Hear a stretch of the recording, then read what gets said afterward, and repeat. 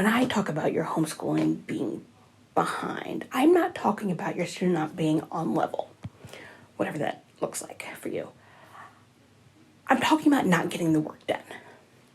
And if you're new to homeschooling, I'm not really talking to you in this video, though I would love for you to watch it so that you've got some ideas of how to tackle it going forward. And I say that because you're still finding your pacing and your footing, and you are still figuring it out.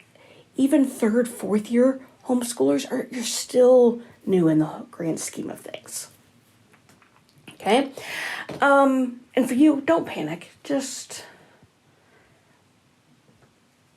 keep enjoying what you're doing and keep tweaking, and you're going to be fine. And this video isn't about whether you're doing enough in your days. I think that's a really good topic, and I think I'll plan to do a video about that, because I've got a lot of experience now of feeling that way and a lot to look back on. So I'll try. But this is really about those times when that list is piling up. And homeschool is flexible, and that is part of the reason why we homeschool, or that's why our family does, for that flexible scheduling. As a military family with a husband who, for example, earlier this year in February, when he left for the Ukraine situation and left in less than 24 hours from notice to gone, that messed up our day. We've had deployments, breaks, moves, whatever during the school year. Absolutely. Your washing machine floods, your whatever. Dog gets out. Had that happen too. Life happens. And I love that about homeschooling.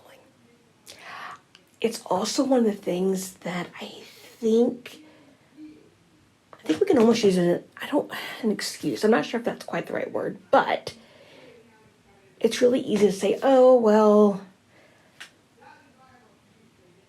we'll just skip this afternoon. We're not behind. You can't be behind in homeschool. When what it really means is that you just don't want to homeschool that day or whatever. And I've been there. That's not a judgment thing. I've been there, which is how I've come across this, or why I can speak from experience on this. This time of year especially, the newness of the school year's over, you've stayed on top of everything, and your energy's falling now, waning, and it's easy to really start to fall behind. And you've had enough time that you're always behind on one lesson in math, or quickly becomes 2 lessons, becomes 3 lessons. You've just had enough time for things to pile up.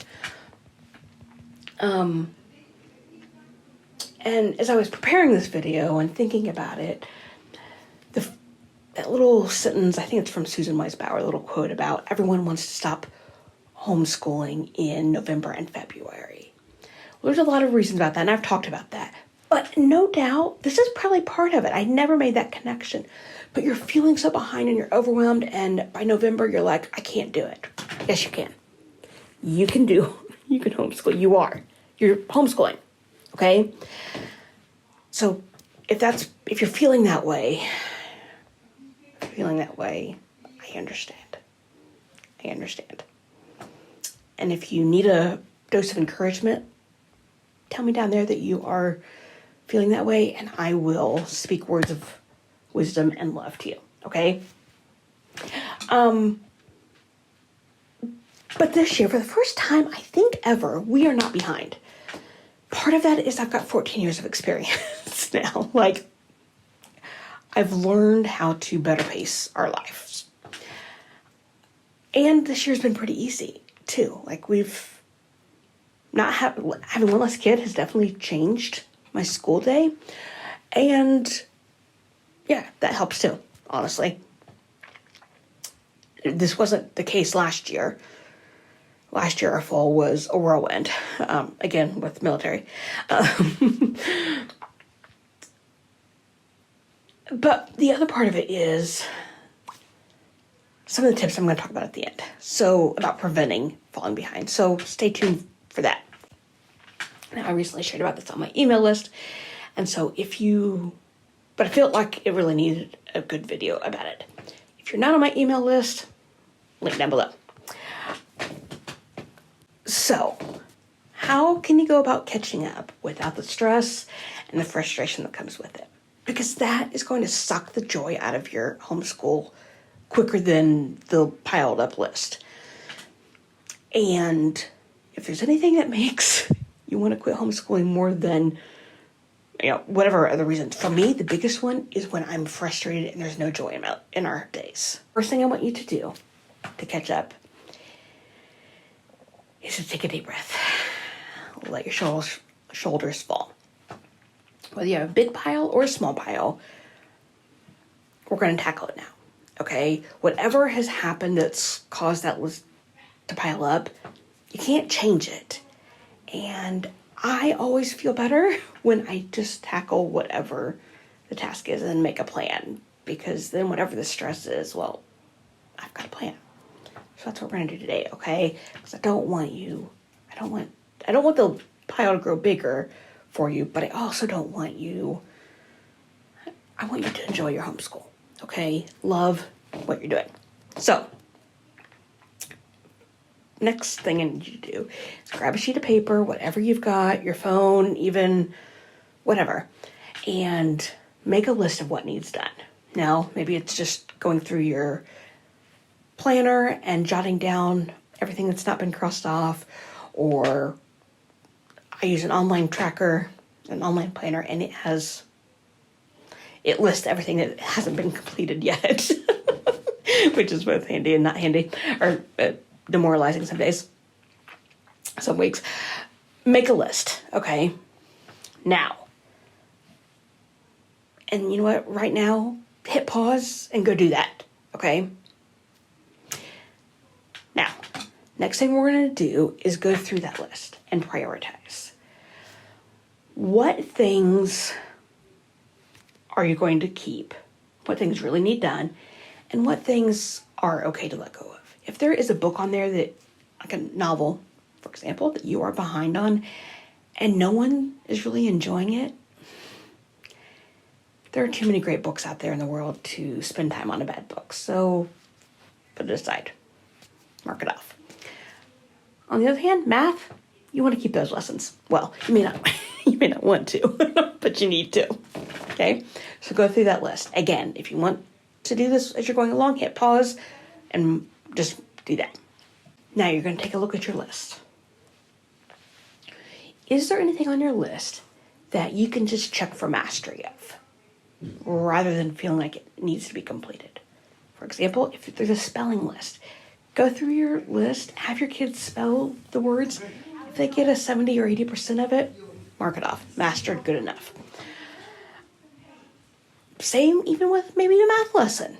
Check, see what they can do. If they already have the skills for it, it's okay. Now, for something like math, I would maybe aim for like an 80 or 85%, because you're building a foundation, but you know what I'm saying.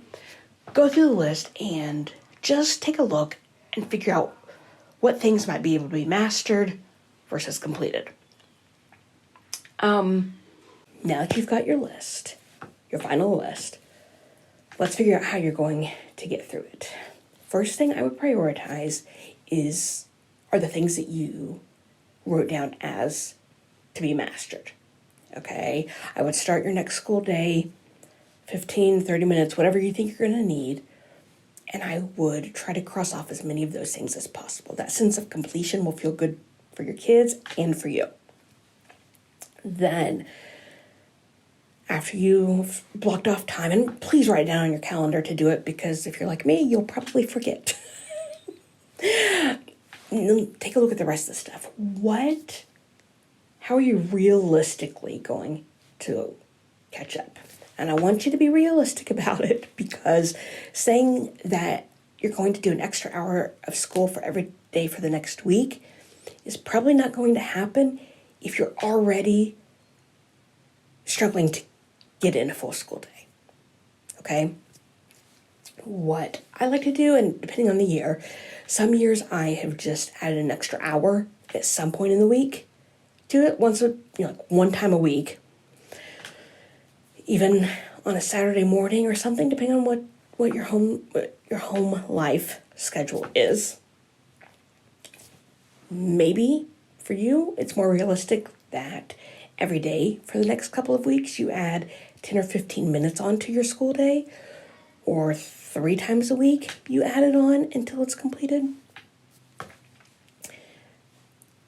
Make a plan, and again, put it on your calendar, because for me, that's important. Like I need to see it on my calendar, not only to ensure that it happens, which is the big thing, but also so that I'm reminding myself that I'm taking action on whatever has caused this situation. If your list is not very easy to read, spend a few minutes and recreate it and put it up somewhere. Talk to your kids about, this is the list we have to get through, okay? And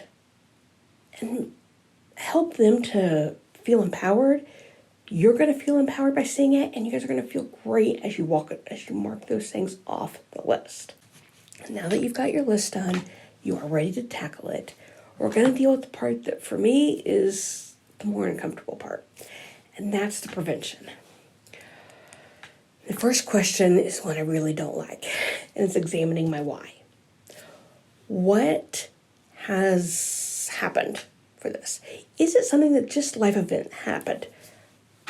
Unexpected day off for your husband, a field trip that you didn't plan for, you didn't know about. Have you been avoiding a certain subject? More than once, I have avoided a subject because I really didn't like the curriculum, and rather than face that and admit it, I just kept avoiding it. Maybe that's it. Maybe your school day needs to be lengthened a little bit, which happens as they get older, and we forget sometimes that we need to make our days a little longer. Are your lessons taking longer than you expected? What is causing the why? Maybe what you need to do is change the way you're planning. Planning from behind is a common way for people to plan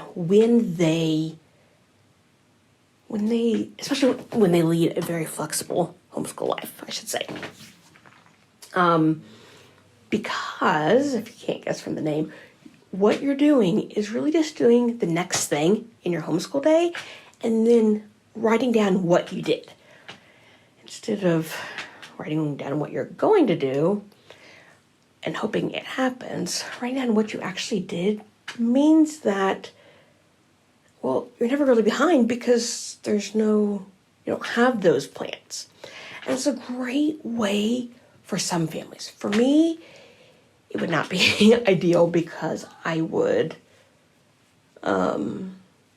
think I would prioritize well, and our favorite subjects we would get done a lot, and other things we would avoid.